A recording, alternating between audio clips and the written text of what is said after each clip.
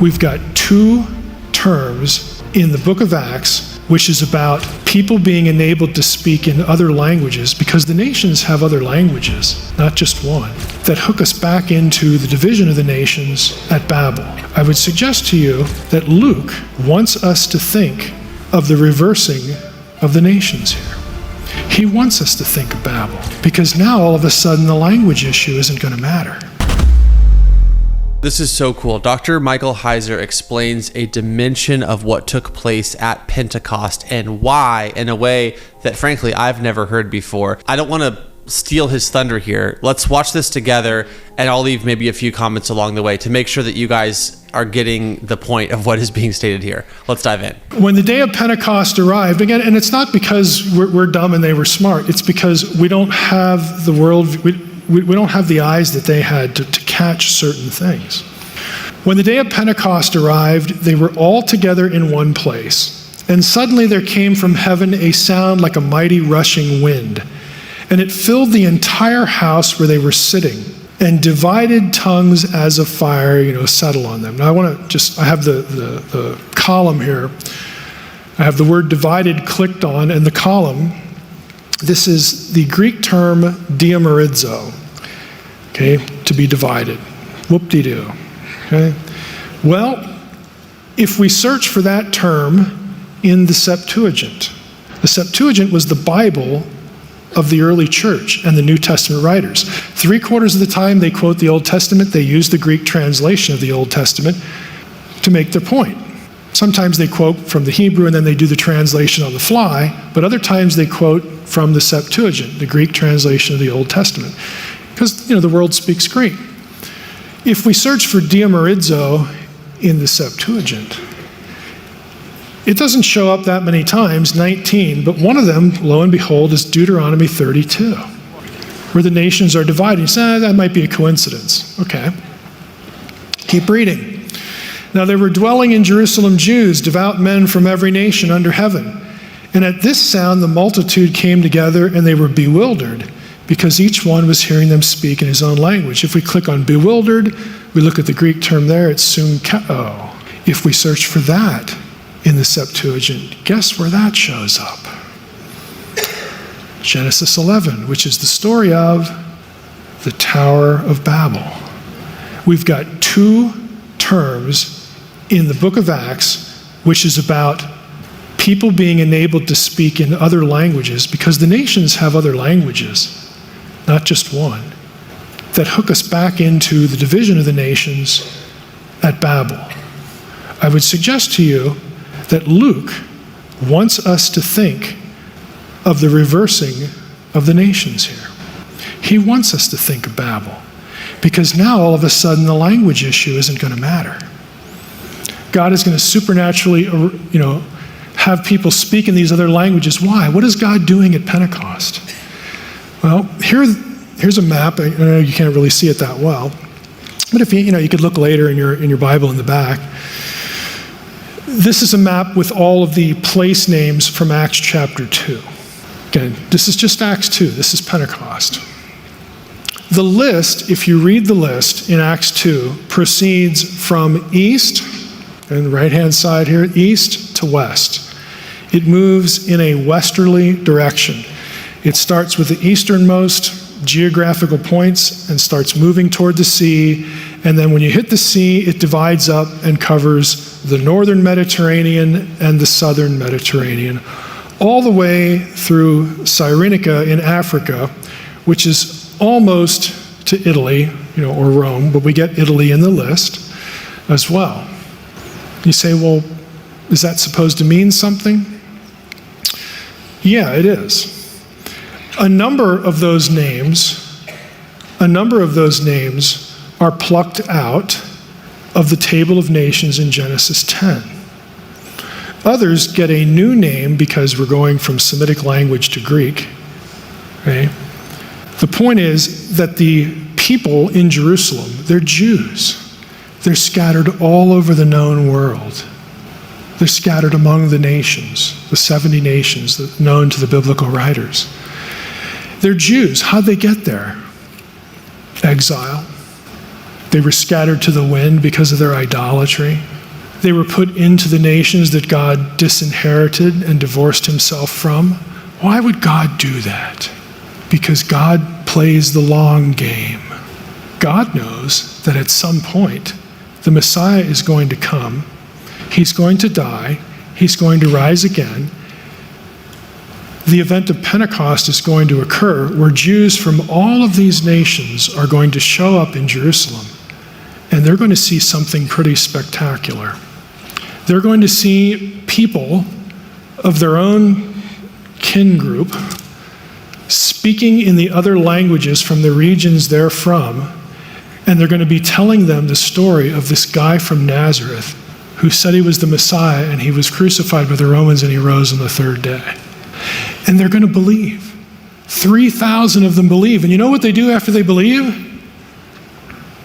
They go home.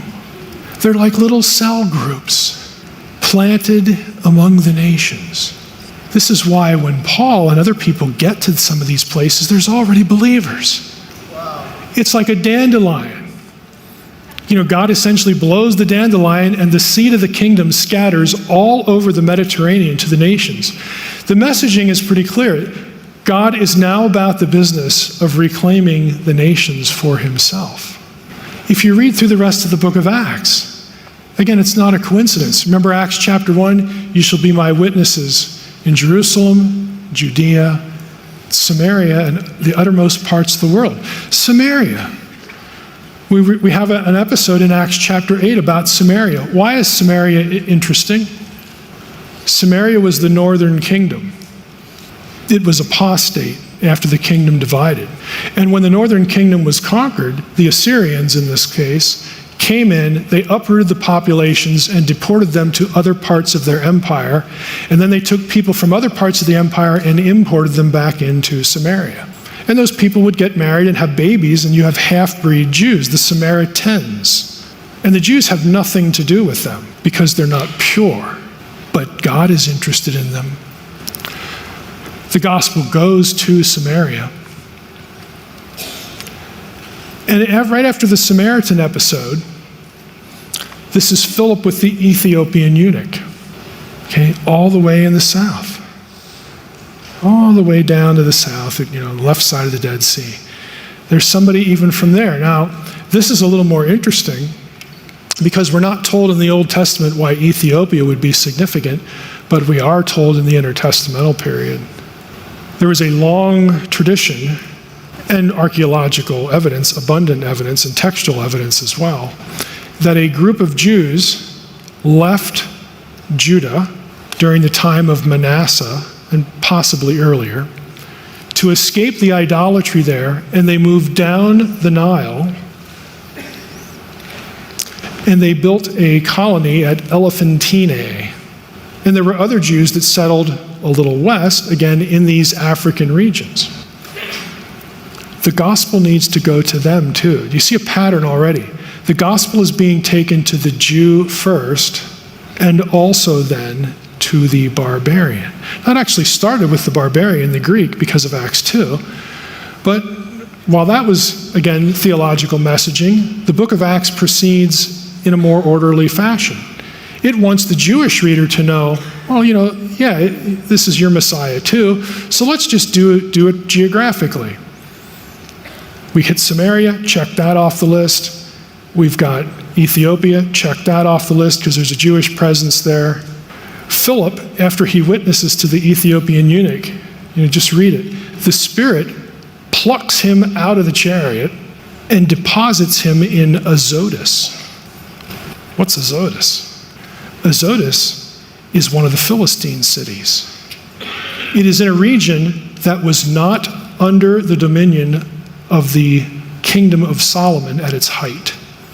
The kingdom of Solomon, the kingdom of David missed that one. But the writer of Acts, Luke, wants you to know that belongs to God. It's actually covenant territory in the original territorial promises. Every place that matters to the Jewish promises to Abraham gets picked up in either Acts 2 or the rest of the book of Acts. Damascus, Paul's headed, this is where Paul has his conversion. Why is Damascus mentioned in the book of Acts? Remember back to the story of Abraham when Lot gets kidnapped and Abraham has to proceed, to rescue him. He pursues, and the Rephaim are in this list in Genesis 14.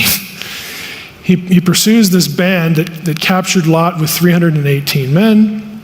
He rescues Lot. And where do they find Lot? Where do they catch up to them and rescue Lot? Damascus. So you remember God had said, every place that your eye can see and the place that on your feet tread on is going to be your land. God didn't forget that. Again, the place names are here for a reason. To the Jewish reader, Luke wants to communicate the gospel was taken to every place that Jews are.